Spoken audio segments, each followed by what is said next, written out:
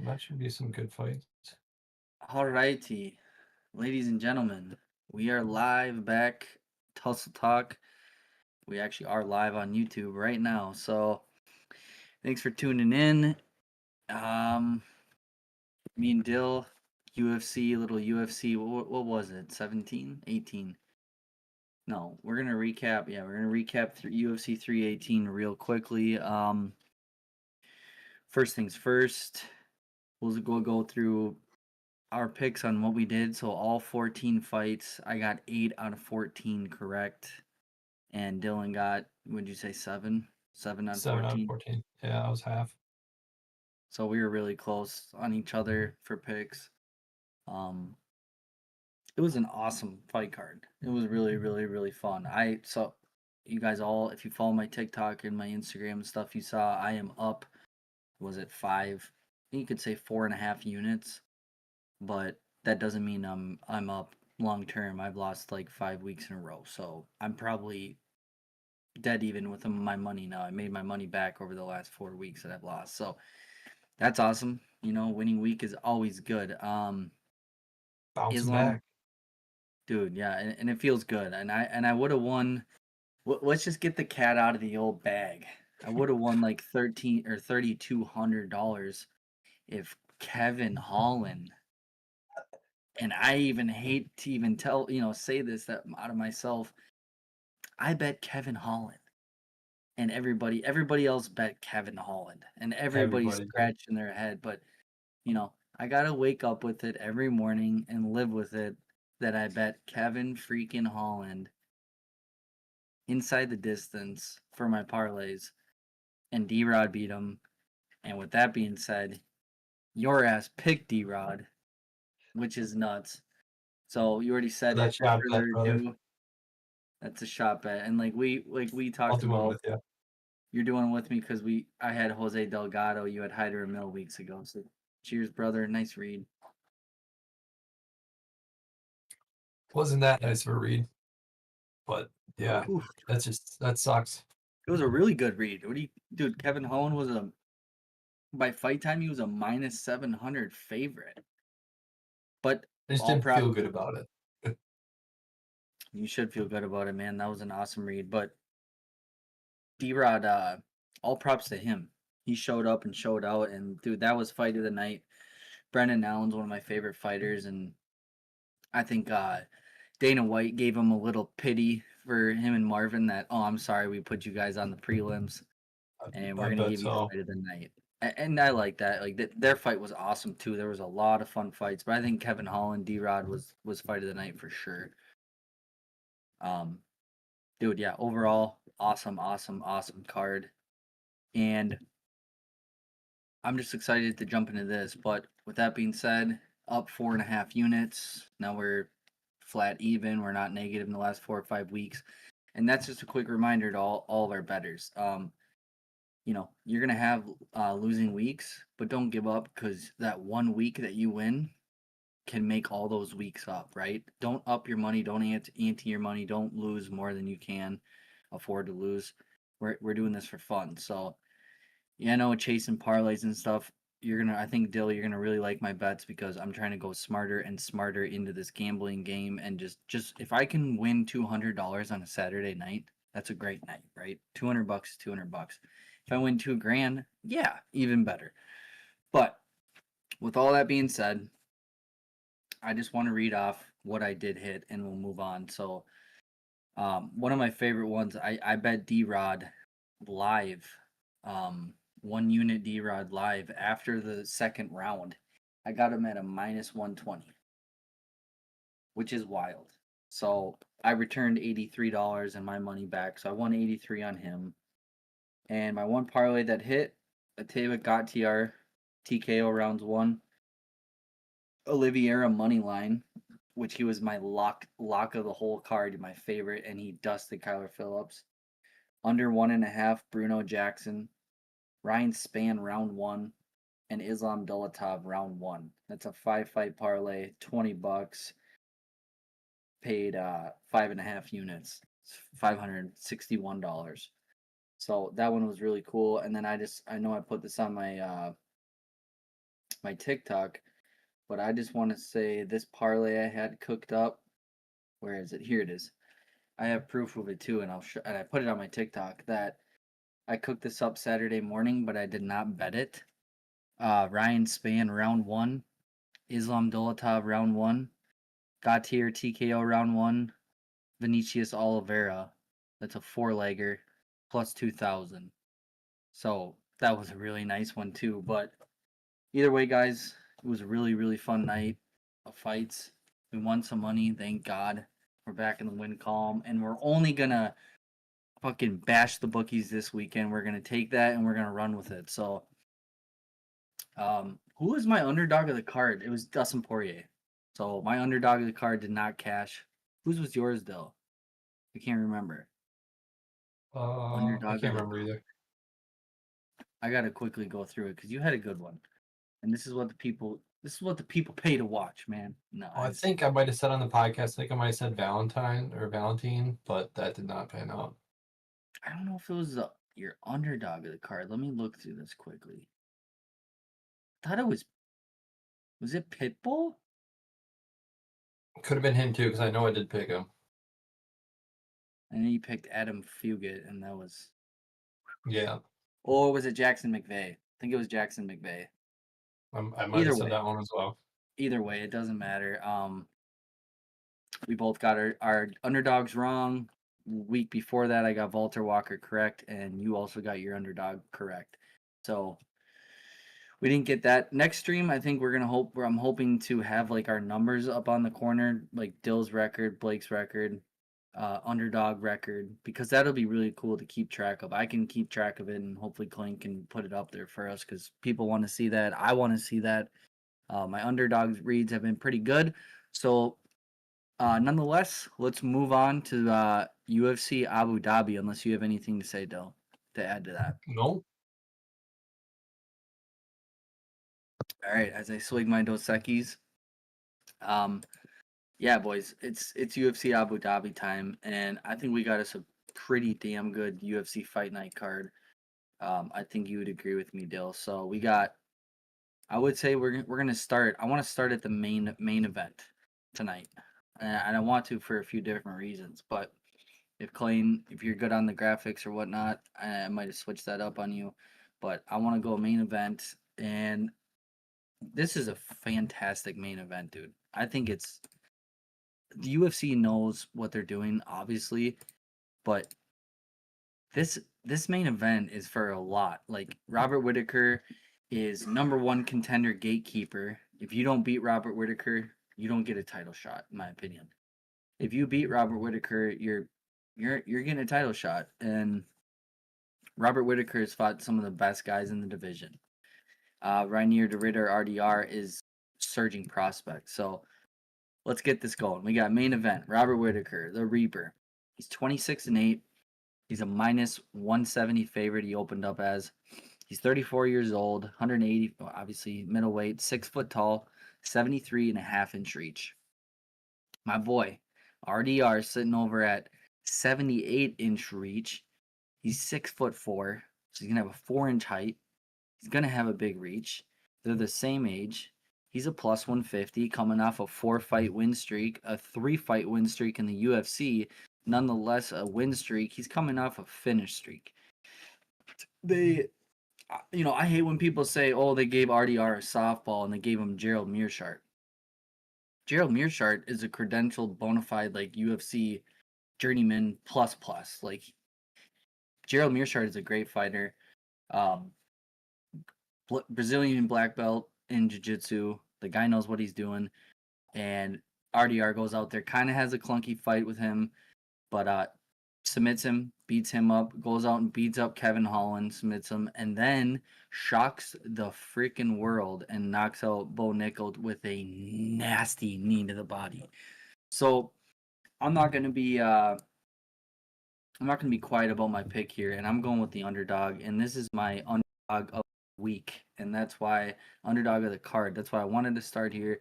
I want to emphasize this. I want to take the longest on this and grab everyone's attention because you should be going to the window and hammering RDR. There's a few reasons why. So you look back on Robert Whittaker's last fight. He fought Khamzat Chimaev 8 months ago, right? Right, and got a face crank submission, busted all his bottom teeth and some of his front. He literally had to go get implants in his teeth because Khamzat cranks him. And I'm not sitting here saying RDR is a Khamzat, right? But I'm saying he has honestly kind of close, really close skill and abilities. Like RDR goes out there, he gets physical right away. He wants to take you down, but he's not just going out there and grapple fucking you like Khamzat. He is throwing knees to the body. He's throwing elbows to the head. He's punching you in the head. He punched Bo Nickel at least 30 times in the body in the first round. He's constantly on you, and he's 6'4".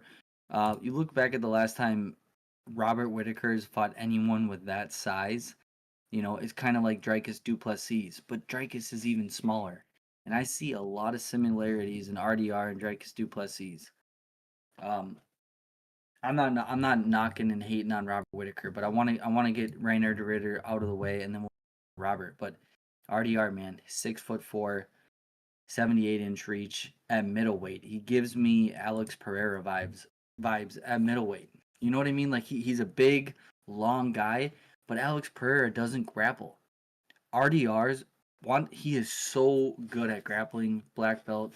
Kevin Holland, in a recent interview I watched, he said RDR was the strongest guy I've ever grappled before. The strength he had, and he, Kevin Loudmouth Holland, he doesn't really compliment much people, and he talks a lot of shit. He had nothing but good things to say about RDR. So, I know Kevin Holland's a welterweight primarily, fought at middleweight and got beat by RDR, but that's got to say something. Kevin Holland's got like 20-some fights in the UFC, so I think he's huge. He's better. He's got a huge grapple advantage against Robert Whittaker. He's got a reach on the feet. Yeah, he's a little clunky standing up. I think Robert Whittaker is probably the more polished striker, but he doesn't throw body knees like RDR does. He doesn't like to play around in the clinch much like RDR does. I know what people are saying about Robert Whittaker, that he's fought everybody: Israel Adesanya, Khamzat, Marvin Vettori a couple times, Dricus Du Plessis, Paulo Costa. He just knocked out Ikram Aliskerov. I get that. I get all that. But I want to ask you this, Dylan. Who would you take right now if this fight was Reiner De Ridder versus Ikram Aliskerov, the guy that Robert Whittaker just knocked out? Like, who would you take in that fight, and what do you think the line would be if you had to take a guess? That's a tough one. It, Maybe RDR, but I don't think by much. That would be a tough one. right, like it'd be a great fight, right? It would be. Yeah, I think it definitely would be. Yeah, I would probably give it to RDR. Maybe edge it out to him. Depends on the fight. Maybe if it's going 3 rounds, probably. And I think it'd be a great fight. And I only asked that because I want to get to this one. Who would you take in this fight, Ikram Aliskerov or Bo Nickel? They both coming off of losses, knockout losses. Like, that's the fight to make. Yeah, and I think I'd go with Bo. Be a good fight. So, all I want to say is Robert Whittaker, I got to give him his piece now, and then I'll say my thing and be done. This is the longest I want to take on this whole card, is this main event, because I love it so much. But Robert Whittaker, what is not there to say good things about Robert Whittaker? He's done so much for the UFC. He's obviously top 3 in the middleweight division and always will be. Here's another thing though. Robert Whittaker used to fight at welterweight, 170 pounds. RDR could never get to welterweight. If he got to 170 pounds, that's because he got his leg amputated because he got in a head-on car collision. That guy ain't making 170. Robert Whittaker, he was making 170, obviously moved up to middleweight. Look what he's done for his career. But RDR was fighting at light heavyweight, 205, and you can tell he is a big guy. I just think Robert Whittaker, very polished striker, very good. He punches from weird angles, so when you don't see the punch coming, that's when you get knocked out. That's what happened to Ikram Aliskerov. I bet Robert Whittaker in that spot. A lot of people around Ikram. It's fucking hilarious. There's levels to this, and I know Robert Whittaker is great, and that's why this fight is great. a lot of people are on him saying he's leaps and bounds better than RDR. RDR's striking looks clunky. Guess who else's striking looks really clunky and everything looks weird? The middleweight undisputed champion right now, Dricus Du Plessis, who knocked out Robert Whittaker. I truly believe Robert Whittaker struggles with people that are very good elite strikers, Israel Adesanya, and awkward fighting styles in Dricus Du Plessis and RDR. But I think RDR is even a bigger threat on the ground and submission than Dricus Du Plessis is. I think Dricus is a better striker. RDR can work on his striking. But guess what? He gets it done still. Like, he'll take your shot. He'll take your shot if he can get some knees up the body, and he gets you right in the solar plexus. And I truly think that's what happened with Bo Nickel. He got him right in the solar plexus, and he couldn't breathe. He said, I'm out. I'm done. Obviously, it's obvious. Give me RDR here. I didn't really touch on Robert Whittaker, the Reaper, that much. I think he's fantastic. I'm not shitting on him. I think this line on this fight is really close to what it should be. Reiner probably should be a slight underdog, and I love it. Like, give me the small plus money. You look at these guys' career. Robert Whittaker has way more fighting miles on, against him. He's been hit a way more.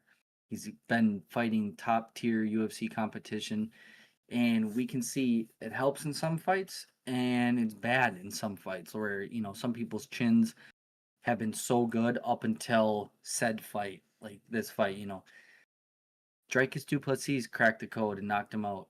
Hamzat goes out there, ragdolls him, gets him on the ground, and grabs that neck. Like, who's to say that Reiner De Ridder gets that neck and gets it over the mouth and starts pulling, and Robert kind of freaks out like, dude, I want my teeth fucked up again, and he taps. Like, I don't know, man. I just think RDR, we're going to see it. I'm telling you right now, Dill, RDR is much, much bigger.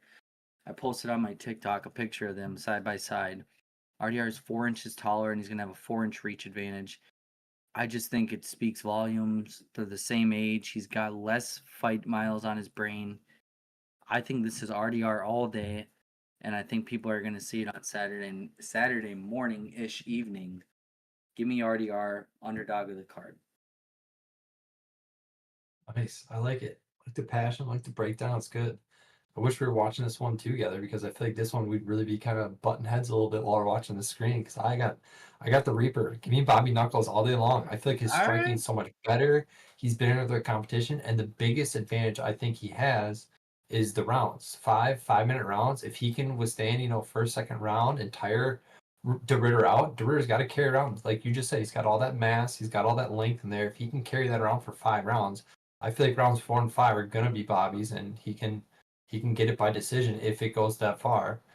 But you do have me concerned a little bit with RDR's style. I mean, De Ridder does have kind of that unusual style if he can get close to Bobby and kind of get a hold of him and tangle him up, because he's not that traditional just take down double leg kind of shooter like Kevin Gastelum, where Bobby was able to have pretty good takedown defense. I mean, he's got 80%. If you go look at like the grappling numbers, he's got a good 81% takedown defense, but it's not all that weird tangle like Brazilian Jiu-Jitsu kind of in the clinch, kind of ride you down one leg style. So I do like his significant strikes better. I think he lands more per minute, as the numbers say.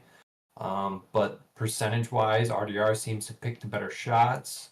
I think Bobby's just got the better defense, so he can shell up a little better. He can find those better strikes, and he's got more power in his hands than RDR has. So it's going to be a great fight. I think De Ridder's definitely earned it. The shock from Bo Nickel was big. I was on Bo, I believe, on that fight, and I felt like he wasn't quite tested before with Holland and with Meerschaert. I thought Meerschaert was a great first fight for him to get into the UFC, but now I think he's going to get put on notice, and I think the Reaper's the one to do it. Like you said, he's the great gatekeeper, so it's going to be a true test. All right. Same to you. That was a fantastic breakdown, and I agree with you when you say Robert Whittaker is more, he's a better striker. He is the better striker.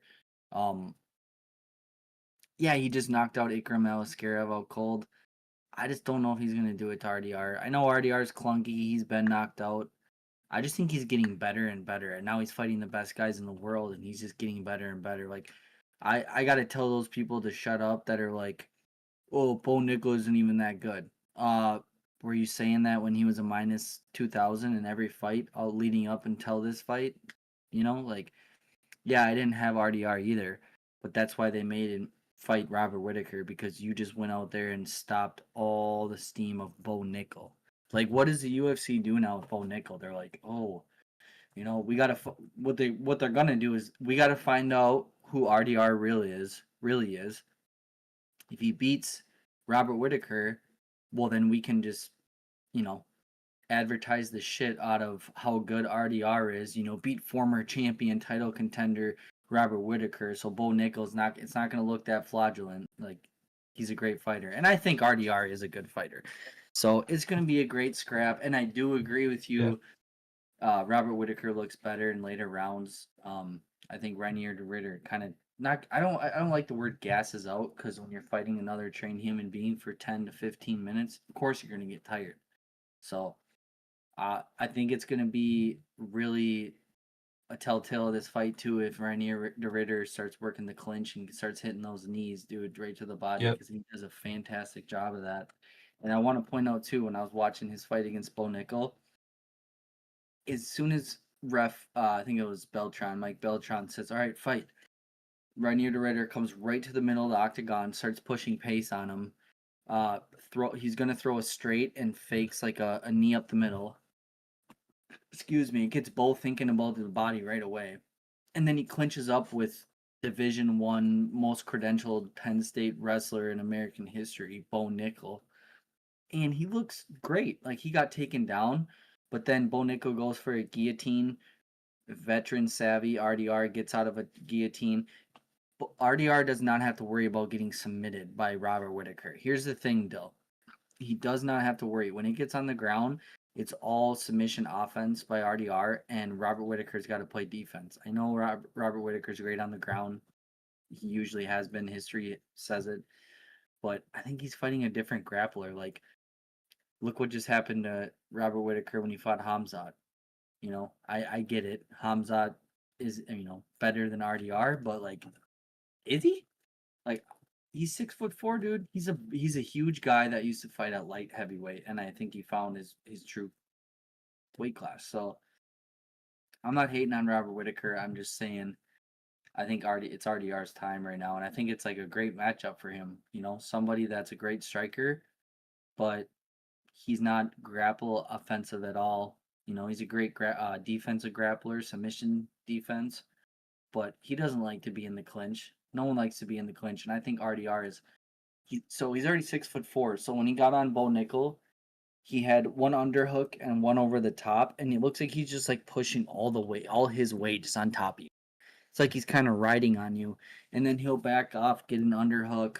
He's throwing just these little plodding punches to the body, throwing some knees, just constantly hitting you with shit while you're thinking of, like, all right, I need to get out of here. And if he was doing it to Bo Nickel in the clinch in the ground, he had full mount on Bo Nickel, Division One wrestler. Like, I don't think Robert Whittaker's wrestling is better than Bo Nickel. So I'm gonna say it. Money line is phenomenal, plus money. I also think I'm gonna take a juicy prop. Reinier De Ridder by submission in rounds 2, 3, or 4. I think that's going to be a nice, like, plus 350 or something. I don't think he knocks out Robert Whittaker, but I think he submits him. And I do have to say, if it does go to decision, I'm probably going to be sweating it a little bit, because Robert Whittaker's stamina is much better. Maybe it's not. Like, we don't have a huge sample size of RDR, because he's came in the UFC 3 times and he's finished all 3 opponents. So Yeah. No, it's gonna be a really good fight, and that's why it's the main right now. Yeah, I mean, right now what the site says is got Whittaker by KO at plus 175, got Ridder by submission at plus 300, which I definitely think that's more probable than Whittaker by KO. But I guess some bookies don't agree. But well, the one that I like is Whittaker by decision at plus 275. That's probably the one that I would. But if it's gonna end inside the distance, I think it probably would be Ridder by submission. That seems very likely to me.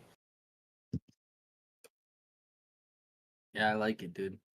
All right, so me and Dill right off the bat. Right off the bat, we're head up against each other in the main event. I like it. I got Reiner De Ridder, and Dill's got the Reaper, Robert Whittaker. Fantastic fight. We're moving on to the co-main event. Piotr Yan taking on Marcus the Maniac Mcghee, and Mcghee looks like 58 years old, but apparently he's 35. So Piotr Yan, he's 18-5.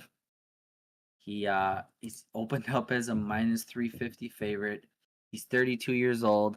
He's 5'7", 67-inch reach, fighting out of Tiger Muay Thai in Thailand, which we all know about. He's going up against Marcus Mcghee, who's got a 69-inch reach, so he's going to have a 2-inch reach advantage and a 1-inch height advantage. In my opinion, he's the same height as Piotr Yan. You know, Tapology be doing us dirty. He's 35. Like I said, he's not 35. He's probably 45. He looks 45. Plus 285 favorite, or underdog, excuse me. And he's on a big win streak, but in my opinion, who the hell is he? JP Buys, Gaston Bolanos, Jonathan Martinez. What do you think Piotr Yan does with these guys? I ain't gonna waste no time. Give me Piotr Yan. I don't know what the hell people are seeing. You know, get the F out of here. Marcus Mcgee's gonna beat him up. I get it. It's not a 5-round fight, and Piotr Yan starts slow. He knows that it's not a 5-round fight. He's gonna come out there and put it on him. Like, a lot of people are like, well, why did he take this fight? Maybe because he's like, I need a tune-up fight. I'm gonna whoop this guy's ass. I'm gonna go out there and finish him. Remind people who Piotr No Mercy Yan is, and I'm gonna ask for a title shot. Anyone that's putting their hard-earned money on Marcus Mcghee, I'm sorry, but if I'm wrong, we can come back to this video and you can bash me all you want. Give me Piotr Yan. I don't care if this line goes up to minus 600. Piotr Yan's winning this fight. I completely agree. I'm with you right there 100%. Peter Yan is, Hell I feel yeah. like he's got it.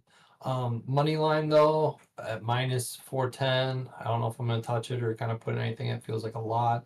And like you said earlier, like if you're minus 300 or higher than that, like you should be finishing. And I don't know if Peter Yan's gonna finish Marcus Mcghee or not.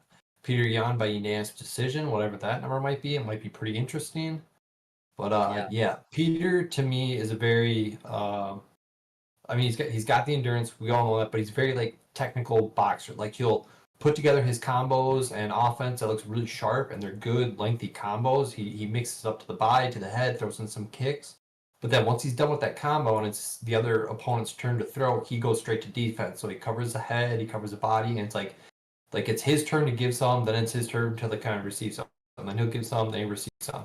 I think that's how he lost to um, uh, O'Malley, and that's how he lost to Sterling. That's how he lost to Merab, because they had just as much output. They were able to chain together a few more things what Peter could, because he was on defense the whole time, and he felt like it wasn't his turn to give some output. So if Mcghee can keep up with those 6 strikes per minute output and just keep the gas on the pedal, he might be able to find a way to victory. But I don't think it's going to happen. And give me Peter.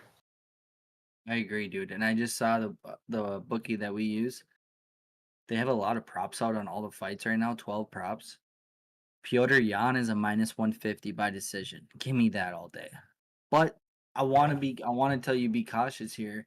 I know we haven't seen a Piotr Yan finish in a while, but look at all the guys he's been fighting. You know, top level guys his whole career in the UFC. He's fought. You know, another thing, Piotr Yan, since the day he stepped foot in the professional octagon, has never been a betting underdog. He's never been an underdog in any of his fights. And that speaks volumes, because everybody knows how good Piotr Yan is. We know he kind of starts slow, but he's just downloading all your information, all your feints, all your hooks, all your whatever you're doing, he's downloading it. So if you're not a marauder wrestler, I don't see you beating him. So Piotr Yan, Davison Figueiredo, decision. Song Yadong, decision. Lost to Merab. Well, everyone loses to Merab. Lost a split decision to Sean O'Malley, which I think he won. And a split decision against Sterling, which was extremely close. But like those top 5 guys. And then you go to Marcus Mcghee. Jonathan Martinez, Gaston Bolanos, JP Buys, Journey Newson, who the fuck is that? Yeah, I don't know these guys. Luciano Ramos, who's 8-7. Like Piotr Yan dusts all those guys. I don't know what maybe the UFC is like. Maybe we have a prospect, and he's 35 years old. The time is now. Let's give him Piotr Jan. Like, give Piotr Jan a break. I don't know. So Piotr Jan by knockout is a plus 450. That's a pretty juicy prop. Like, I just think Piotr Jan's levels, like, there's levels here, and when there's that big of a level skill gap, you're looking for a finish. Like, there's bound to be a finish. Or if you want to just play it safe, right now Piotr Jan is a minus 410. I got him at a minus 350 on like Tuesday night in one of my parlays, but money line. A really smart right here, go TKO or decision minus 280. Right? Yeah. Like, that's his path to victory. If he's way better Marcus Mcghee, which I think he is, he knocks him out. If he's much better than Marcus Mcghee, which I think he is, he just beats the shit out of him and goes a decision. So I think TKO or decision is a smart lay at minus 280. I like that. All right, me and Dill are on the same fight there. Moving on from the co-main event. It's a good co-main event. Also to note, that fight was supposed to be Aaron Pico and Evloev, which would have been a great fight. Hopefully they just rebook that into the next card or something. But yeah, that's our co-main event for Saturday. Moving on to the next one. Shara, the one-eyed monster. Magomedov versus, they like to call him Mob, Marc-Andre Barriault, the Canadian power bar.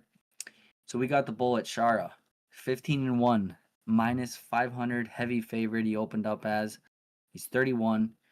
No one really knows his real age because look at him. He's 6'2" with a 73-inch reach at middleweight. 73-inch reach. So we got Marc-Andre coming out at 74-inch reach. He's 6'1", 35 years old. He's a plus 375 underdog.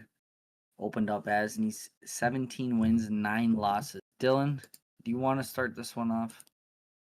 You got a good read Hell on yeah, this? dude. Give me Mob, dude. I'm fading the bullet. I'm doing the old Matrix bullet dodging left and right.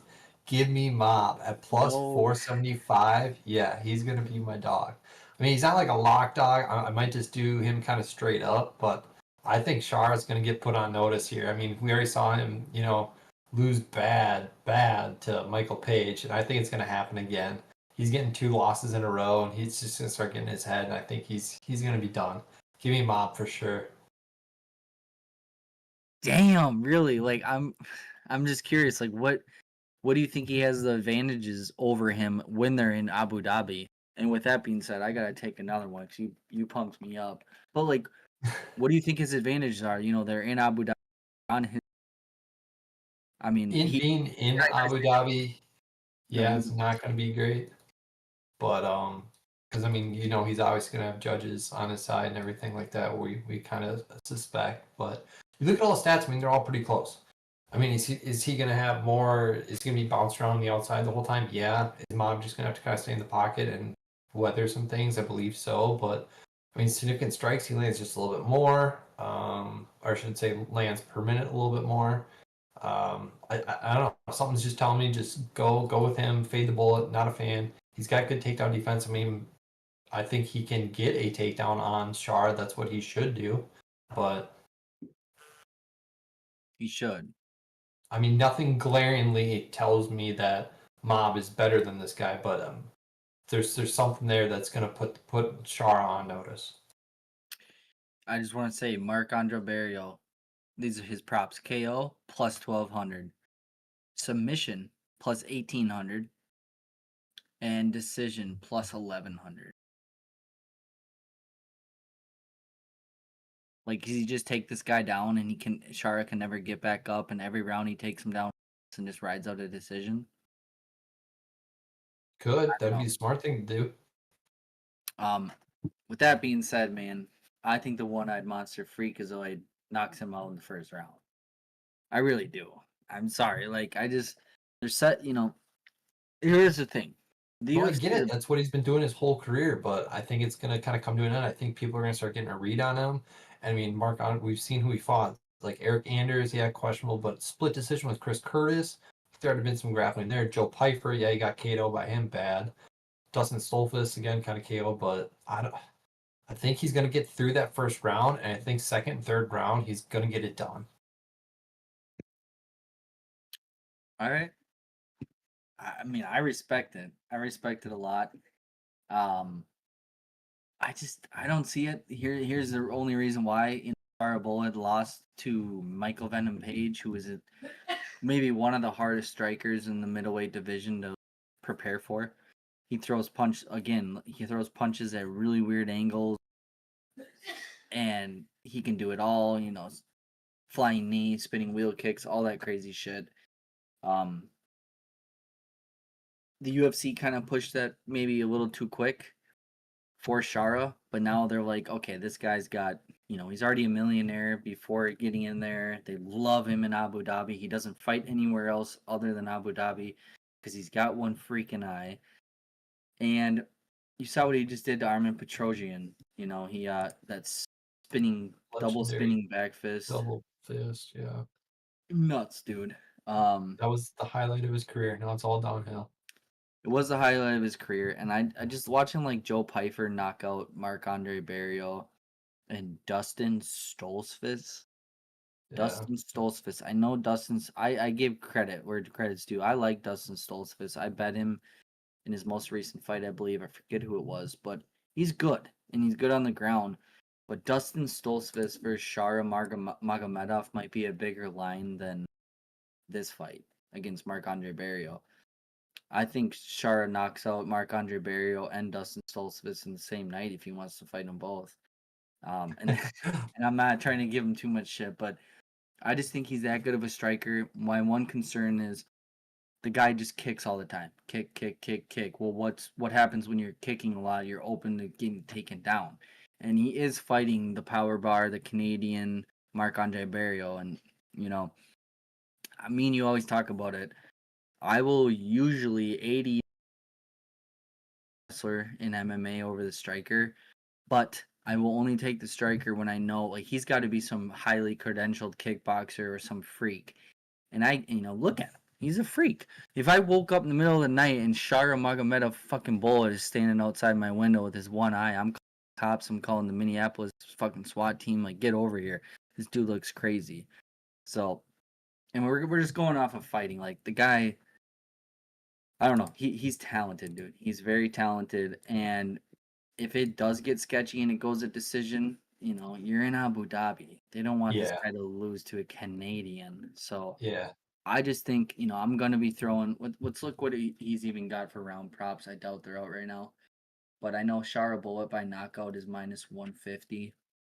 I like it. It's like Piotr Jan's decision. Like, bro, don't overthink this. Like Piotr Jan's decision, he's gonna beat Marcus Mcghee probably by unanimous, like 30-27, 30-26. He's gonna beat the brakes off of him. He's gonna look like vintage Piotr Jan. And I think Shara Bullet, minus 150 knockout. I think that's a gimme. Or, to be even really smart about this, under 2.5 is minus 165. I think you just take the minus or the under 2.5, considering if Marc-Andre Barriault gets takedowns constantly, he could finish the fight maybe by submission. But I think all the upside is on Shara Bullet. But if you just want to be safe and save, what is that, 15 dollars right there? You go minus 150 to minus 165. I like it. But you know me, I'm going to stick with what I believe in, and I think Shara Bullet stuns him in the first or second. And we have Shara Bullet by knockout in round one only so far at plus 230. So you're getting a fair price tag at plus 230 for someone I think is probably going to deliver in the first or second. So I'm guessing the first and second will be like a minus one or a plus 170, plus 180. So give me Shara Bullet, knockout rounds 1 or 2. You got Marc-Andre Barriault. I get it. I appreciate it, but like, is that your favorite underdog of the card or no? Just as of now, because it's the biggest line, and I don't know if I got any ones that stick out right now. So I'll say that for now until maybe I change my line later. But yeah, like you said, I think the kind of smart bet is like Shara by decision or Shara in rounds 1 or 2, maybe Mark in round 2 or 3. Mark, I mean, if he really wants to win this, like he needs to get in close to the clinch, get out of that range, kind of do a little dirty boxing to him. If you can grab a leg and take him down, like why not? Why not give me that dogger pass at plus 475? I like it. You just hit Daniel Rodriguez last weekend. Um, yeah, that's crazy. All right. So me and Dill are against each other on 2 fights to start it off, but we're on Piotr Yan together. Moving on, still on the main card. As of now, they got Azu Almabayev taking on Jose Ochoa. Azu Almabayev was originally scheduled to fight Ramazan Temirov, scary, I think it was Azerbaijan fighter, where they just were recently. But he's got Jose Ochoa. So Azu Almabayev is 21-3. He's coming off a KO loss against Manil Kopp. Remember, I won a lot of money that night when I bet Kopp rounds 2, 3, 4. He's 31 years old. He's 5'4" with a 65-inch reach to Ochoa's 67-inch reach. He's 5'7". He's gonna have a 2-inch reach and a 3-inch height advantage, and he's gonna be 7 years younger. Kind of crazy. This kid's 24 years old, but he's 8-1. So you can see the fight discrepancy. He's got a lot less experience than Azu Almabayev. This one's tough for me, man. I see why a lot of people are picking Jose Ochoa. He's a game opponent. His volume is awesome. Look what he did. He always goes out there and he fights. Look on the regional scene too. This one's really hard for me because, like I just said before, if there's a credentialed grappler, I'm usually going to go wrestler, predominant wrestling guy over the striker, unless the striker is very good. You know, I don't think Jose Ochoa is like very good. Um, he's new in his career. He's new to mixed martial arts, but he's 24 years old and he just knocked out Cody Durden a month ago. He took a few big punches from Cody Durden too. I think it's gonna be a great fight, dude. But I will take Azul Almabayev just considering all his experience. He's got more fights in the UFC. He's 21-3. He was 21-2 with like a 17 fight win streak or something. He's gonna be the smaller guy. Tapology agrees too. 64%, 94% of those, 94% of that 64% is got him by decision. Kind of concerns me though. Almabayev used to go for submissions a lot and finish the fight. He's now like content like sitting on top of him when he's got him on the ground. And Jose Ochoa strikes me as a guy that doesn't like to be on his back, and he's gonna try to get up and then he's gonna punch you in the face. He's gonna bring the fight. But then it keeps bringing me back to my own mind. You know, when you bring the fight and you're constantly swinging and punching and overextending, wrestlers double leg takedown or single leg trip, and you're down. And Azuma Almabayev is a great wrestler, so give me the more paths to victory, the better, you know, grappler. And he just came off fighting Manil Kopp, one of the best strikers in the division. Probably the title, you know, he's probably gonna fight for a title here real soon. It's gonna be a really fun fight to watch. I think Azuma Bayev gets hit probably too much for my liking, but it's in Abu Dhabi and he's got the Almabayev few V's in there, so that's not why I'm just picking him. It's just another good reason. But you get this fight, dude. By the way, supposed to be Temirayev, and Jose Ochoa got the short notice call. He's stepping in. The bookies lined it. I heard Jose Ochoa was like a plus 350 underdog. And all these people have steamed this line all the way to a fucking pick'em. So if Jose Ochoa comes in as the underdog for someone who got him at a plus 300 underdog, like if you're on Jose Ochoa at plus 300 and you see the line steamed all the way to a pick'em, you got the right guy, right? Like even if he loses, you have a plus 300 because it's going to be a close. But we're going to see pretty quick in, you know, the first or second round how many takedowns it takes Azuma Bayev, or if it takes one and he's got full mount. We're going to see the ground skill and the levels of this game. So I'm going to take the grappler, but it's going to be a little sketchy because Jose Ochoa is a better striker. He's got the upside. He's got the knockout power.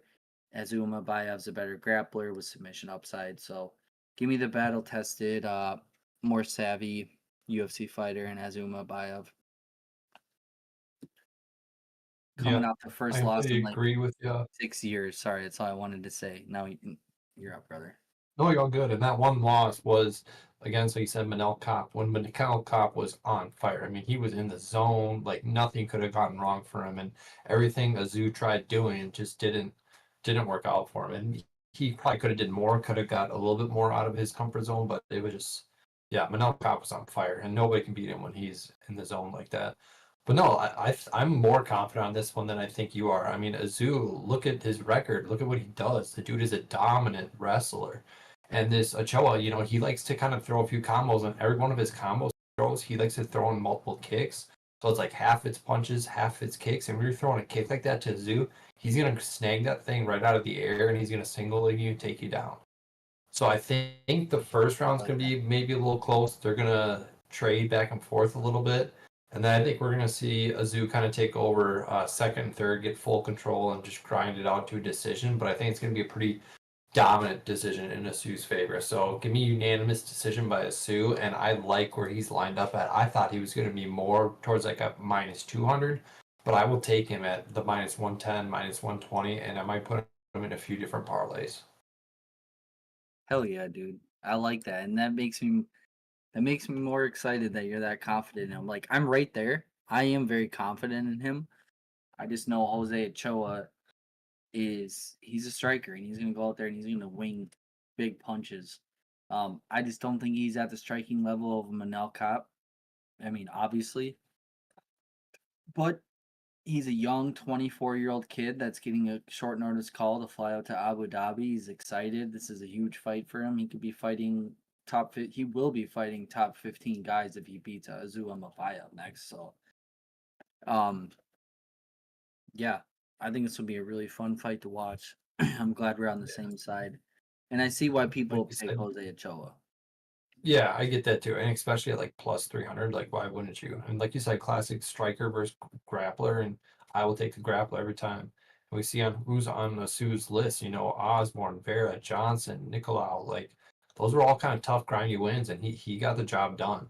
Where Durden, yeah, Durden was a good fight as well, but they lost to Kavanaugh, and I think Asu's better than Kavanaugh, so yeah, give me Asu. Hell yeah, I love it, man. All right, so me and Dill are on the same guy on that fight. So moving on to the next one, we got Nikita Krylov, the minor, apparently, taking on Bogdan, Sarzovich Guskov. Nikita Krylov is 30 wins, 10 losses. He opened up as a minus 190 favorite. He's 33, 6'3", 77.5-inch reach to Bogdan Guskov's 76-inch reach. He's also 6'3", 32 years old, about to be 33, so same age for these guys. He opened up as a plus 165 underdog. Now I'm going to say it right away, too. Give me the underdog, Bogdan Guskov. Originally, watching some tape, actually before watching tape, I'm like, I'm going to pick Nikita Krylov. And then I started watching some fights, and I love the grittiness and the heart of Bogdan Guskov. He, in his last fight against Buday Elekana, who's also on this card, he got his back taken early in the first round, and he fought off the hands for the whole 4 minutes, and then he got on top and started raining shit down for a whole minute. Second round came out, Billy was tired because it was a super short notice fight for Billy, but Bogdan, just the heart that this guy displays, and he wants to go take your head off. So goes out there, finishes Buday Elekana. He ground and pound Ryan Spann. After Ryan Spann gassed out in the first round again, he got his Bogdan's back, gassed out. So he can survive. And then Zach Pauga, he got hit a few times from Zach Pauga, and I don't rate Zach Pauga out of the UFC now. So that was unfortunate. But he did knock him out. He knocked out Zach Pauga pretty bad. And his first fight in the UFC, he lost to Volkan Ozdemir. Well, Volkan Ozdemir, take it as with a grain of salt that he fought in a title fight against Daniel Cormier. Volkan Ozdemir did. Volkan Ozdemir is another like gatekeeper in the UFC. He's a tough guy. It's gonna be a great fight, but give me Bogdan Guskov. I think Bogdan Guskov has less miles, getting punched in the damn brain his career. Nikita Krylov's got 40 fights. And we saw his IQ is getting very low in the octagon, and he's not active as much. He's not as active as you want him to be. His last fight was 3 months ago from Dominic Reyes, but before Dominic Reyes, he hadn't fought for 2 years and a month. Like, you beat Ryan Spann 2 years and 4 months ago. Awesome. What does that tell us about right now? Like, where are you at in your career right now, and why are you taking so much time off? No one really knows.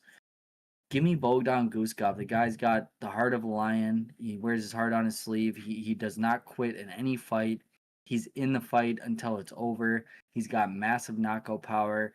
Nikita Krylov literally ran not full speed, but he sprinted at Dominic Reyes and got punched right down the pipe, knocked out cold. I think Bogdan Guskov can land a big overhand or an uppercut. And I also see him beating him on the ground if you submit him. I think Bogdan Guskov is a great plus money. I put him in a parlay at plus 166. I got him, or plus 168. But I also want you to be aware that his knockout prop is a plus 260, plus 250, and his submission prop is a plus 1000. I think Nikita Krylov's, and he just submitted Billy Elekana by guillotine, which was a little weird, but I just think Nikita Krylov's chin is gone. Both these fighters, their first round props. Nikita Krylov round 1 plus 210. Bogdan Guskov round 1 plus 400.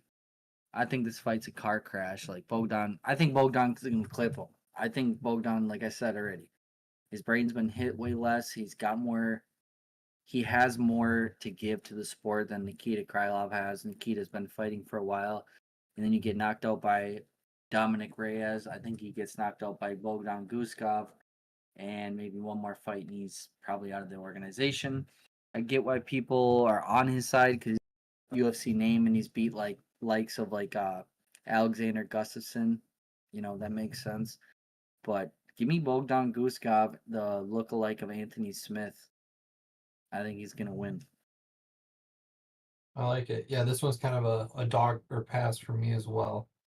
Thought the numbers were pretty close, lined pretty well. I didn't really know kind of each one to read in too much on it. But I do remember Krylov, his last fight against Reyes, and where he got knocked out twice in that one. That just kind of stuck out to me. So I was like, yeah, I might want to go with Bogdan on this one. Reyes knocked him out with that right hand first, like under the first minute in that fight, I think it was. And he darn near hit the floor. And I think Reyes took us in and it was like, whoa, did I really just drop this dude? Because he didn't jump on him right away. And I thought he could have. And then later, I think it was still in the first round, like towards the end, in the last third minute there, he hit him with that Conor McGregor step back left, just right in the mouth and folded the dude. And I think that took a toll on him. So that does stick out to me, but I don't really know. Yeah, I'd probably go with Bogdan with you as well. Give me the underdog money. I don't know about sub though, because has the dude ever really attempted a takedown or a submission at all? I don't know. But Tapology is very high here on his knockout prop. They got Gastov winning at 63% to Krylov's 37%, and out of that 63%, 88 of it's by KO. So maybe I'll just play it safe and just do money line on a couple of things, but that might be it. Hell yeah. I apologize. We got some people in the live chat. I haven't even noticed. Pretty sure those are my retarded coworkers. No, I know they are. It's shout out to it's first of all, it's fucking Nick Zelmer, and then Jim and Justin. Pretty sure they're already out of the chat now, but that's pretty funny. What's up, shout out big to gapper Keyboards. Nick? Yeah, thank you guys for checking in and watching live the show. Yeah, dude, I think this fight I think it's a great fight, but I'm sorry, the last part. You were on Nikita or Bogdan? Bogdan. I love it, dude. I think yeah. I know people will look at Billy Elekana, his last fight, and like Billy just kind of gave up. He was on like a 5 days notice, and yeah, he gassed out after he couldn't submit Guskov. And a lot of people think Nikita Krylov is going to submit Guskov. I just don't see it, dude. I think Guskov's better. So we'll move on to the next fight. We got Bryce Mitchell taking on Saeed Nurmagomedov. Do you want to kick this one off? Do you have a good read on it? I don't really think I do. This is going to be at bantamweight, right? So 145. So Saeed going up 10 pounds. Am I seeing that correctly?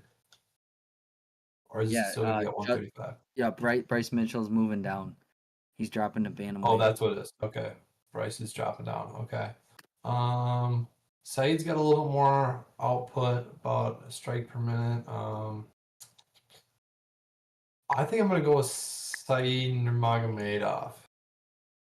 But gosh, but I don't know. I want to hear your breakdown, I feel like, on it. Man, it is tough because they were at Pick'em for a little bit. I think some monies came in on Bryce Mitchell. You know, he is the bigger guy. He's moving down in a weight class. But here again, man, you know, we're in Abu Dhabi. We're in Abu motherfucking Dhabi.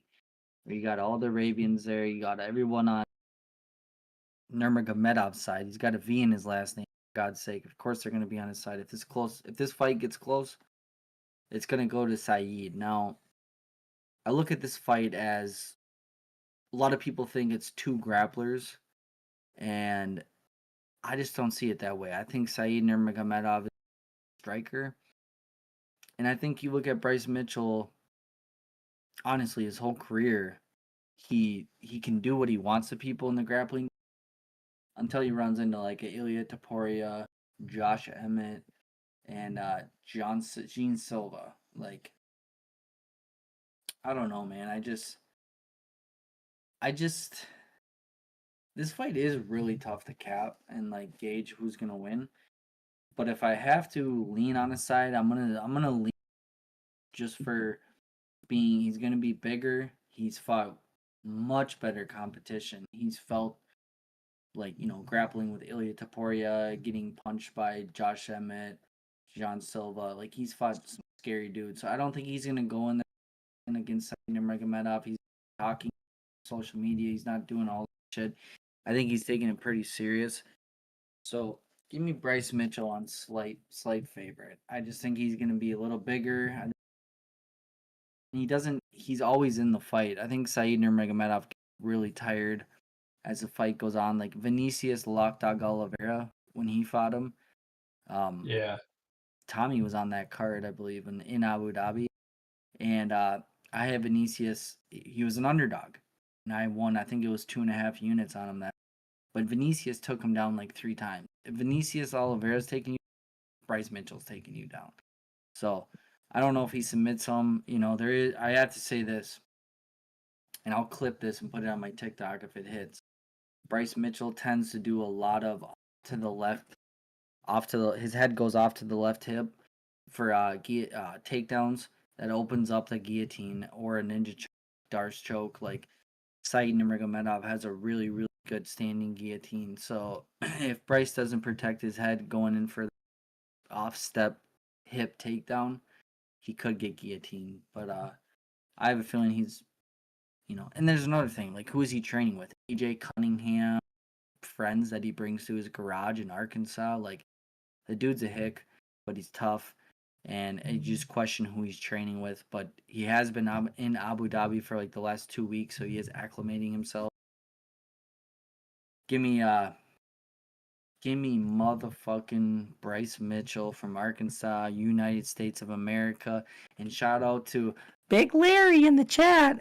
Well, Jim Cluse, Jimmy and Justin, they're still in the chat watching us. Thank you, boys. If you haven't already, please give the video a like and comment on the video. And please subscribe. I know you have, but it helps us out. So You got Saeed, or you're not 100% confident, Dill? Yeah, neither way, I'm going to be 100% confident. Might just watch this one, but for the sake of show, I'm going to go on the other side of the coin. I'm going to take Saeed. Maybe by submission, but like you said, Thug Nasty, he knows how to wrestle and he knows good positioning, but I'm just going to go with Saeed. And for him being the underdog and like you said, having a few V's in his last name, fighting over there, I think it might happen. Hell yeah. And it's kind of interesting to see that Bryce has never lost a fight by decision. And I think Saeed's never won a fight by decision. So it'd be interesting if this does come down to a decision, who gets it.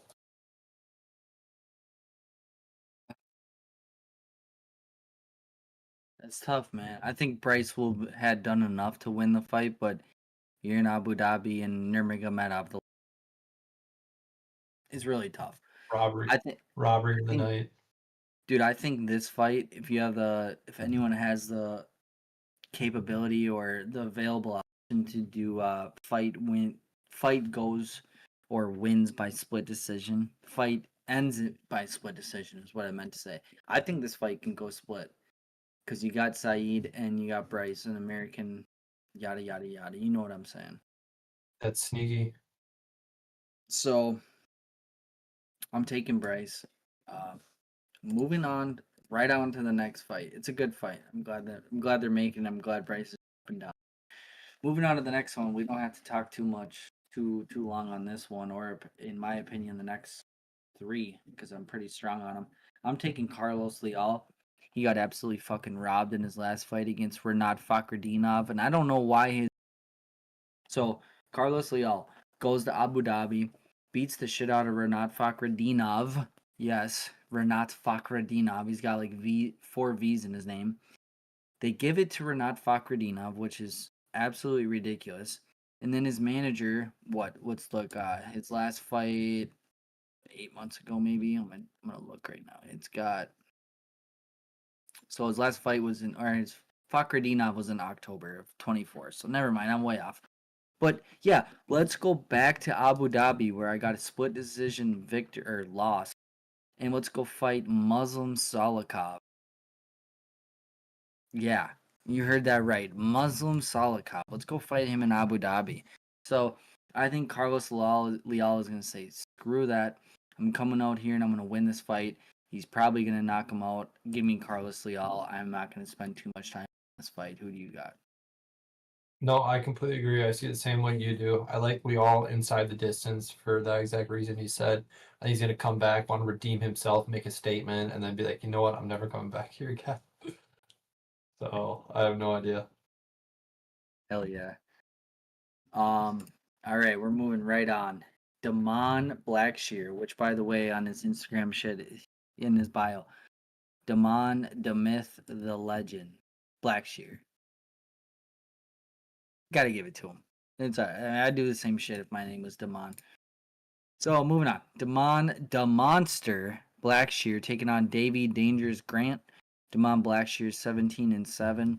Opened up as a -240 favorite. He's 30 years old, 5'10", 72.5-inch reach to Davy Grant's 69-inch reach, 5'8". So right away, Blackshear is going to be 2 inches taller, and he is going to have a 3.5-inch reach advantage, and he's going to be 9 years younger. I mean, people got to understand when someone's 9 years young, and he's 30 years old. So obviously the other guy's 39, and who's winning when they're 39? Not too soon. Michael Johnson, Daniel Rodriguez, last fucking weekend. Both of them cash tickets. Now, you got Muslim Salikhov in the last fight, and Davy Grant, both 39-year-old guys. Now, if I were to put my money on either of those guys, it'd be Davy Grant. I'm not going against Carlos Leal with old Muslim Salikhov. He might be 50. I doubt he's 39. Davy Grant fights, dude. Davy Grant fights every second he's in there. He's a great fighter to watch. That's why he's still in the UFC at 39 years old. But he's taking on Damon Blackshear. Damon Blackshear is a physical, up-and-coming guy coming off 3 victories, 2 by submission, and nasty submissions. This one's tough. I've been on. I was on Damon Blackshear's striking's getting better. I just wish his IQ matched his like talent, because his talent's all there. I wish he knew to like, all right, dude, where you're really, really freaking good at is the ground. Like, why was he striking with Alatang his last fight? Yeah, he beat him up. He took some shots. It doesn't really look, the visuals aren't really there. I don't like it when he gets hit. Every time he gets hit, I'm like, oh, it looks like he's gonna get knocked out, but he doesn't. So what am I to say? I'm not in there fighting. But Davy Grant isn't really someone you want to sit in there and get punched in the face by, and the guy's constantly going to be there until you put him out. Davy Grant has also been submitted 4 times. This one's tough, especially because he didn't submit his last opponent, Alatang. But I think I think Damon Blackshear is going to beat Davy Grant, and if he beats him, he should probably submit him. If it's decision, Damon's going to be all bloodied up, and it's going to be close. It's going to be close because Davy Grant is a freaking gangster. I see a lot of people going Davy Grant as a pretty big underdog, and I get it. But you're not worried about the takedown defense or submission defense. Like, Damon Blackshear can submit this guy and will if he has any opportunity. Who do you got, bro? I'm curious. Who do you got? I agree with you. I got Damon, and I think I like a submission. If it's not submission, I think it will be decision. I think pretty one-sidedly. I think Grant is getting a little bit older, like we said. I think Damon's got the more energy. He's going to push the pace, push the intensity, push the aggression. I think it's going to all favor in the judges' eyes. So yeah, I definitely like Damon. Yeah, like, obviously he's the better grappler, right? Like, that's what you think too. Like, I know we say it a lot, but you have to, beat it like a dead horse. That if there's a grappler in the mixed martial arts, and he's obviously a proven grappler, and he's submissions on his victory or on his record, you go with that guy. Like, I just wish Damon's IQ, with his talent and what that, I just wish he'd go for those double leg takedowns, or power leg takedowns, because he's physical as fuck, and when he does it, he gets people down. So I think Davy Grant's getting that neck snatch, or that he might get another twister. Who knows? Davey has lost 4 times by submission too. I mean, they all were way back in the day, but it could come back to haunt them. Damon might be the guy to do it. All right, so we're both on Damon Dill. Yes, sir. Alrighty, we'll move on right on to the next fight, and I'm not going to spend any time on this because I'm confident it's all hell. It is women's MMA. We got a good-looking Tabitha Ricci taking on Amanda Ribas, who's also, she cute, but Tabitha Ricci, Baby Shark, as I like to call her, who's also dating, what's his name? Help me on this one, Dill. What's the boxer that the UFC is pushing all to hell? He's an Ireland, short little chode, little Ireland fucking. His last name's Walsh. Caleb Walsh. Caleb Walsh, right? Yeah. I think you're right. Caleb Walsh, the boxer. I have to look this up now because that's gonna piss me off on the stream because we're live. I gotta look it up. Caleb Walsh. I think I don't follow him. I don't know. Yeah, it is. Caleb Walsh.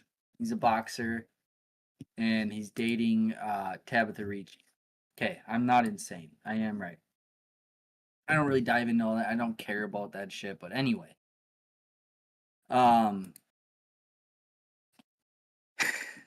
as my foreman, Big Larry Jim Close just said in the comment, one of my favorite jokes I ever told him. What I gotta tell on live stream right now. I don't know if I ever told you this, but what's a lot?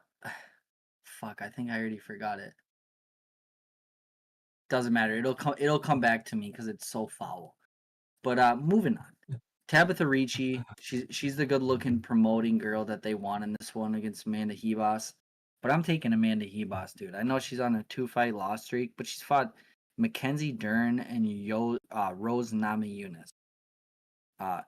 Neither of these girls have power in their hands. Tabitha Ricci, like I've already said a million times, is better looking. They want to promote her, and they love her in Abu Dhabi. And she's connected to Caleb Walsh, who's a star over there too. So, a little sketchy if you're betting on this. I ain't betting on this, but if I was, give me Amanda Ribas. Who do you got? I really don't know. Yeah. I think I'll go with Richie. No, no, give me Baby Shark. Give me I don't know. I really don't know.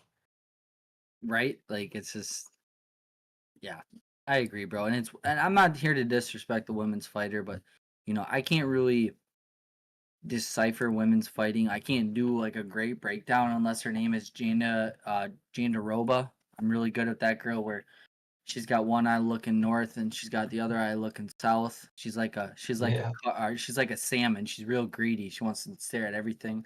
Well, her eyes are fucked up. I'm an asshole. I'm going to hell. Um, or if it's like Amanda Nunes or Kayla Harrison. Like I can cap those fights. I can't really do anything else. But give me I'm Amanda just Ibas. looking and seeing like yeah, I'm just looking and seeing based off numbers. I think I'm gonna go with Ribas as well. She's got that 5 inch longer reach. Yeah, she lost to Dern, lost to Rose, but she won. I'll go with Ribas as well, I guess. I like it, dude. Yeah, she's got the more volume. She's got a little bit more power, and I don't think she's getting submitted by Tabitha Ricci. This one will just be fun to watch as long as Tabitha Ricci's got her in full guard and it stays there most of the time. It's gonna be a good one to watch if you're catching my drift. Moving right along, we got those women out of the way. We got Ebo Aslan taking on Billy Elekana. And guys, if my That's a good boys are fight. still watching or anyone's tuned in live, I appreciate it. We got 3 more fights to break down, and we're out of here. We'll make like a fetus and head out, as they like to say. We appreciate your support. We like doing this. We love watching the fights, and we love coming back to it from our predictions to see if we were right. And we like doing it. Throw a couple, 150 bucks at it and have some fun with it. So, Ebo Aslan taking on Billy Elekana. Ebo, the last Ottoman, which is ridiculous. Aslan.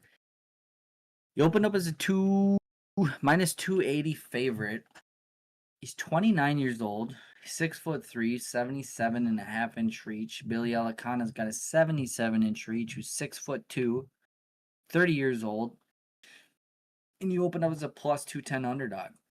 Now, we touched on it about 20 minutes ago. Billy Elekana 6 months ago to Bogdan Guskov, he stepped in on short notice, like a week, 5 days maybe.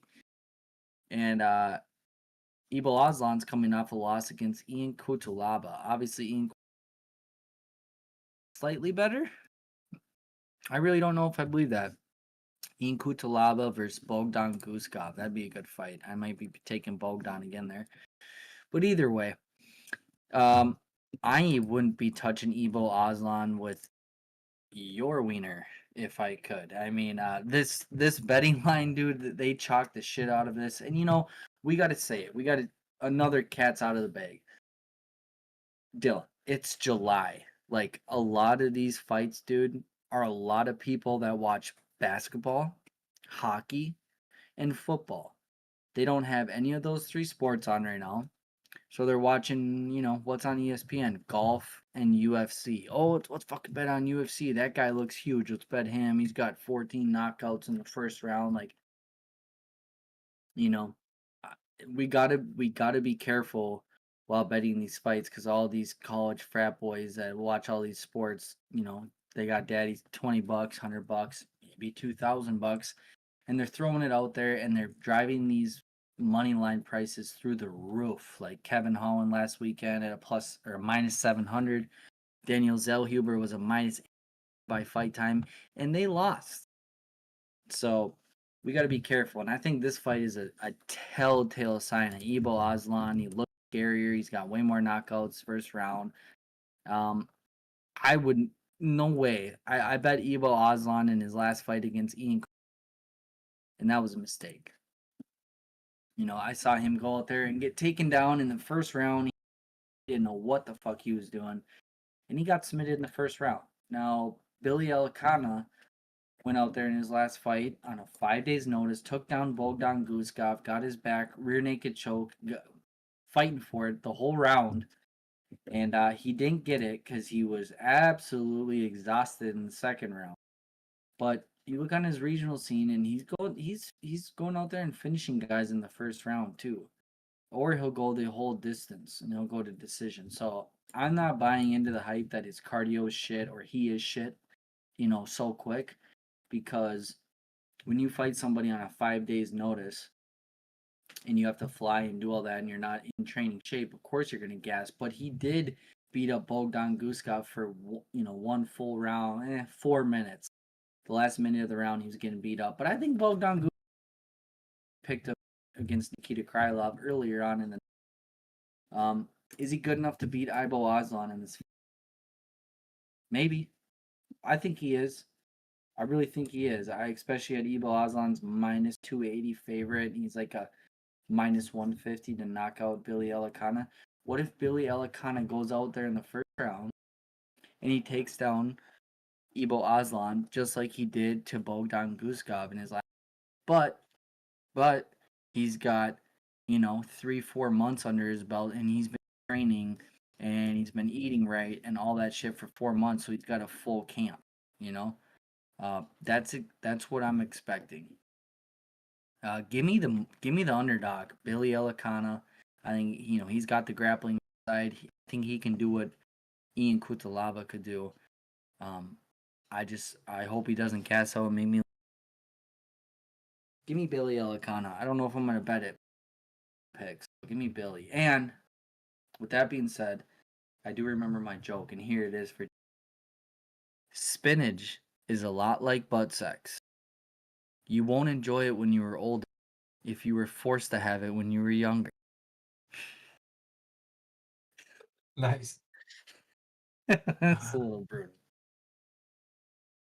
Who you got, brother? Who you got? Feel like I'm a frat boy, so I'm definitely going with Ebo on this one. I think Ebo's gonna knock him out in round 1 or 2. So give me like Ebo in round 1, 2, whenever that drops. But I like Ebo. I think the thing against Ian Cutelaba, his ground game got kind of put on notice there, but he was able to stick to the basics, use the cage to get back up. Then he fell back down again and was in a bad position. And Cutelaba, I mean, we know he's a vet, so he was finally able to find that neck and get the job done. Where I feel like, you know, Billy was even in a worse spot. He had his back for Bogdan. He was working to get a submission there for multiple times, and he couldn't get it done. And then Bogdan ended up reversing it on him, subbing him. So I think it's going to stay on the feet. I think Ebo's got enough takedown defense that Billy's not going to be able to get one on him. And I think he's gonna clean his clock. I like it. I don't hate it. I know Ebo's got big power in his hands. I'm just kind of strikes me as like god damn it, who was it that was just a first round marauder and just got fraud checked? Damn it, I can't remember it. But you know, it happens a lot, bro, and I know guys come into the UFC or they have one fight in the UFC and they knock someone out. They think, you know, the bookies just think he's going to keep on doing, you know. So let me ask Was you. it that heavyweight? Was it that heavyweight that was from Cuba to Uh, Spain? no, hell no, and it's not Taliesin Teixeira because that was a fluke knockout. Yeah. But let me ask you this: I got Ibo Aslan's round 1 prop pulled up right now, so just round 1, not even TKO. What would you feel comfortable playing him at? It's plus money, but like, what would you take him at round 1? Ooh, I like that. You know, I get a little bang for my buck, and it's probably you think it's gonna happen. So like, what would you play him at? Because I'll tell you what it's at right now. I would like, I don't know, I'd like 300 or more. Plus 300. Yeah, plus 250, plus Well, 250 or more. he said, "Fuck you, dude. It's a plus 165." Oh yeah, no thank you. You know, and What's that's what's round 2? What's round 2? Is it jump? uh plus 350. Okay, so I might do that. Round 3 is plus 750. I don't think it really goes with the third round. You know, I think another really sharp angle to look at this fight, under He said, under "I'll one and fuck you." yeah, the bookies did, brother. I didn't say it. The under 1.5 is minus. Oh, I'd like that. So like Billy Elekana could grab his neck and submit him first, or start of the second, or Ebo just deads him in the first, and you get that under 1.5. I really like the under 1.5 Yeah. because that Ebo Aslan round plus 165. Ebo Aslan just got fraud checked in the grappling department, and Billy Elekana was doing really well until he gassed out. Like I said, short notice fight, yada yada yada. He's gonna prepare this time. My thing is, Ebo Aslan is only a minus 280 favorite because of how bad Billy Elekana looked in the fight. You know what? Do you agree with me? Or there, like 100%? Because Ebo Aslan, he didn't look great in his last fight. He got taken down and submitted from Ian Cutelaba, who's primarily a stand up and knock you out guy. Ian Cutelaba grabbed him and he's like, let's see what he is on the ground. He's took him down. He's like, oh, he ain't shit. Let me go for this arm triangle. So give Yeah. me Billy I mean, Elekana. he didn't look gassed though, and Billy was gassed after the first round. I mean, Ebo got up and he got pissed. I think he realized, you know what, I got outclassed by a vet on the mat. I need to go. I need to train some mat stuff, and I think he did that. Where Billy, if he's getting gassed in the first round and he's going for the ground game and he gets reversed on the ground and you still look like dog shit, you're gonna get just as gassed when you're running away from these bombs coming left and right. Yeah, I agree, but you know what I'm saying? Like I, Billy I do. Elekana, I do. yeah, he looks so tired because he only had 5-6 days to prepare for Bogdan Guskov. So I like it. I don't hate it. I just sure as hell you won't catch my dead body laying uh minus 280 on Ebo or plus 165. Hey, he knocks him No. out in the first round and people hit that plus 165. Good for you. Did I bet Ateba Gatiar round one knockout at plus 140, even smaller? You bet You your ass called I it. did. But I You called know, it. thank you. And I'm, humbly saying I got to be cocky. Like, you got to be confident in your shots. Like, Ateba Gatiar is a generational talent, along with, I won't say Islam Dolatab, but fucking good too, dude. He knocked out Adam Fugit bad. So I don't think Ebo Aslan is considered good. There again, light heavyweight, you know, the least stacked, least talent in the UFC is light heavyweight heavy division. You go middleweight and lower, dude, 185, 170, 155, 140. Dude, there's just animals, killers everywhere. So Ebo Aslan can go far with that knockout power, but I ain't gonna back him. And if I lose that, Billy Elliott. So you got Ebo, I got Billy. Moving on to the second fight of the night, the second to the last of our breakdown. You got Mohamed Yahya taking on Steven Nguyen. And I'm just gonna say both these guys are big old smelly butt cheeks, in my opinion. You got Mohamed Yahya, 12-5, 5'9", 73-inch reach. To Steven Nguyen's 73-inch reach, 5'11", 32 years old, 9-2. And this is a good old. I'm gonna text one of my best friends, Dylan, during the fights and be like, "Holy shit! Did you just watch, whatever fight that's going on right now other than this one?" No, I'm still gonna watch shit. But Muhammad Yahya, you're in Abu Dhabi. They're big fans of Muhammad Yahya, UA warrior who fight obviously in the UAE, which is Abu Dhabi based organization. Uh, they love him over in Abu Dhabi. He's a big underdog, and I don't think Steven Nguyen is any good at all. But I also don't think boy Muhammad Yahya. This one's hard, dude, because Trevor Peak went out there and took down Muhammad Yahya. Trevor's primarily a striker, And then in Stephen Nguyen's last fight, Jarninho Aarons, who's a kickboxer, took him down. AJ Cunningham took Theo Rayang took him down. Jorge Horaz took him down, 4 years ago. You look at all these people take down Stephen Nguyen. So I almost want to go dog, for a pick for this show.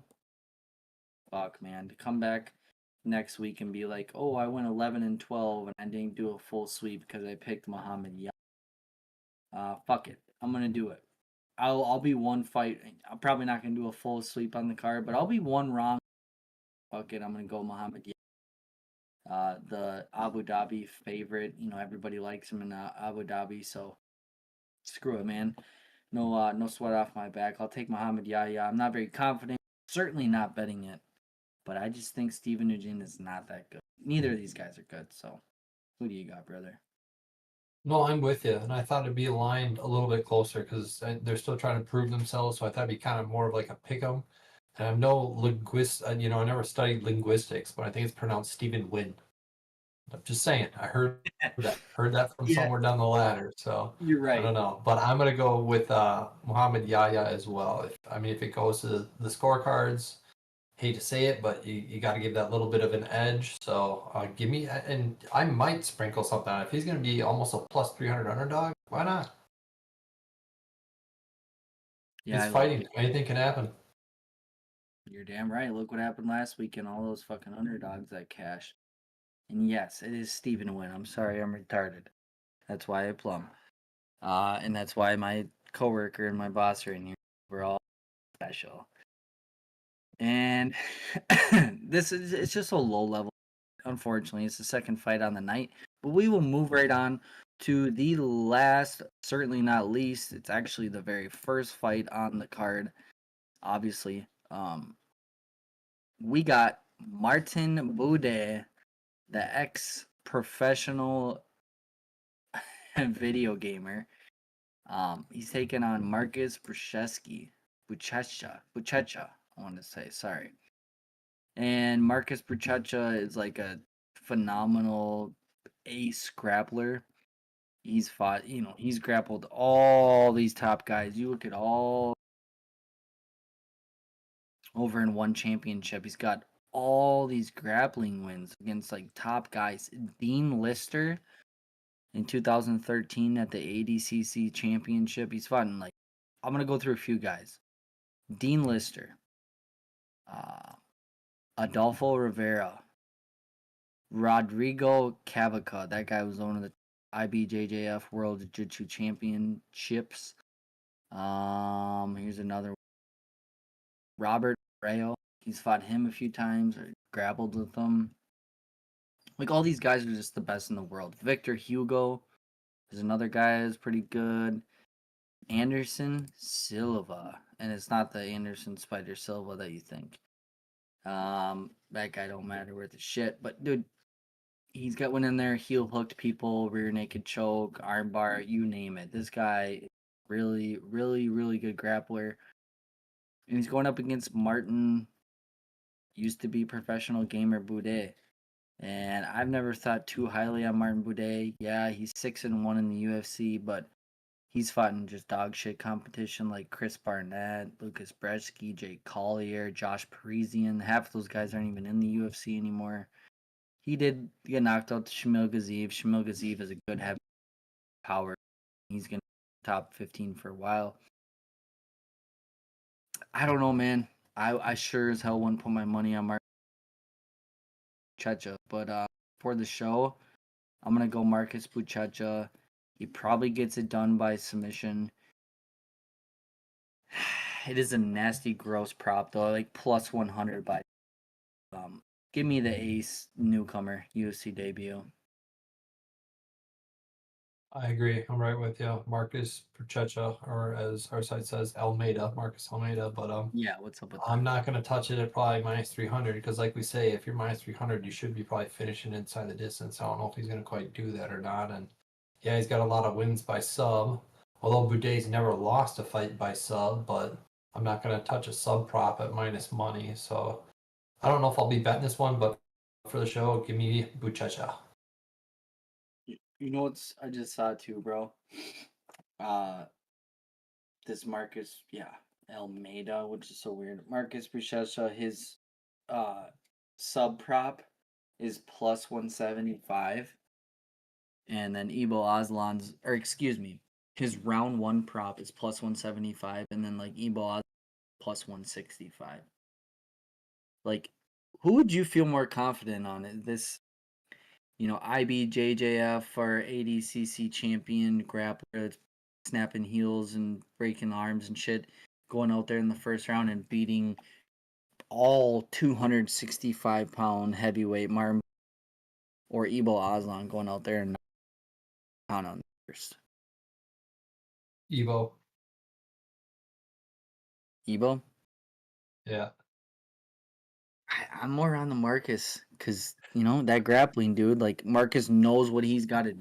Marcus knows, all right, I ain't going to stand with this guy. I'm going to take him down and I'm going to take his heel and his soul at the same time. It could happen. It could definitely happen. I'm not too confident, but I'm probably not going to be I'm not even going to bet it. I'm just going to, first fight, just sit back and enjoy. So Yeah. Warm up a little bit. Yeah, dude. That's all the 12 fights on the card. My underdog of the whole card is Reiner De Ridder, and my second favorite underdog is Bogdan Guskov. That's truly how I feel. I think Bogdan is a great underdog. And I'll give you guys a lock without it being like a minus 1,000 favorite. No, there's not a minus 1,000 favorite, but like I feel like Shara is a lock. I feel like Piotr Yan is a lock. And I feel like Damon Blackshear. I'll give you 3 locks. And nothing is ever a lock in MMA. But, lock as in like highly confident.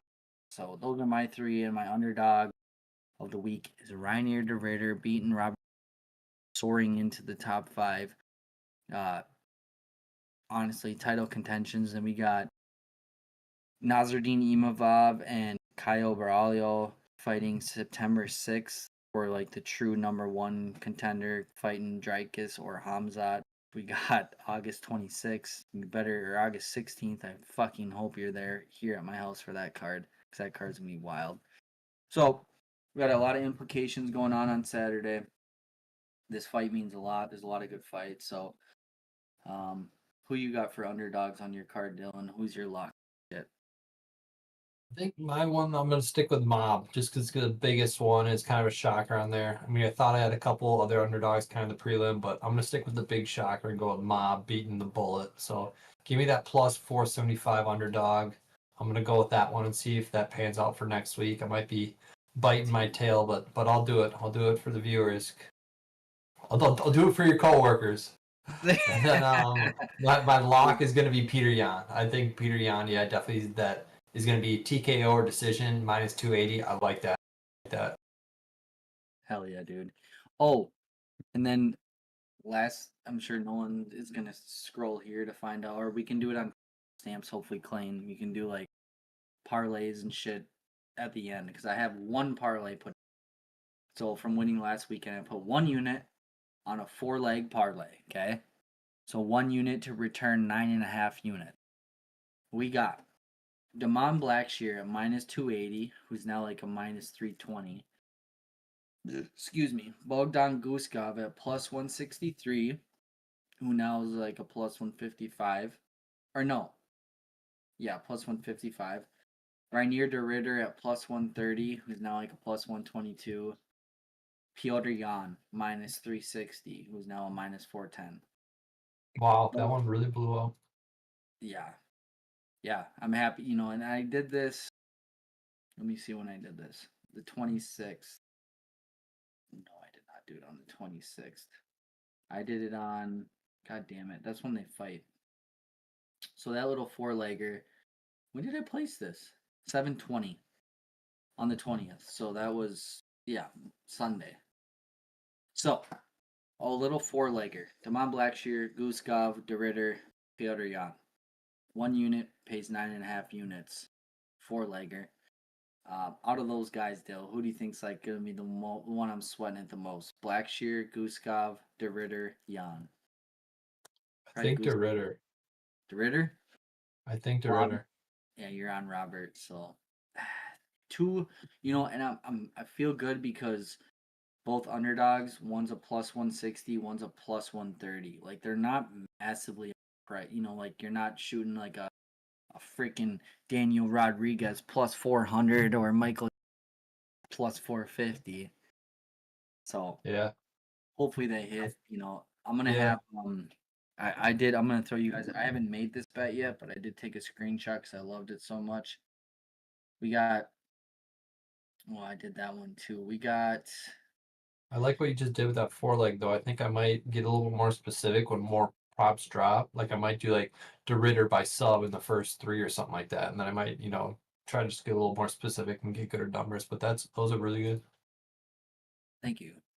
And I'm gonna do something like that too. A little $20, $25 bet like I did last week that actually won me Yeah. only, which I love that shit. This four-leg Nikita Krylov Guskov under 1.5 minus 165. I think that fight's gonna be a car crash. Minus 165. Damon Blackshear Davy Grant under 2.5 at plus 115.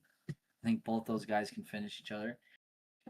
Shara Magomedov, Andre Boya, or Mark under 2.5 minus 165.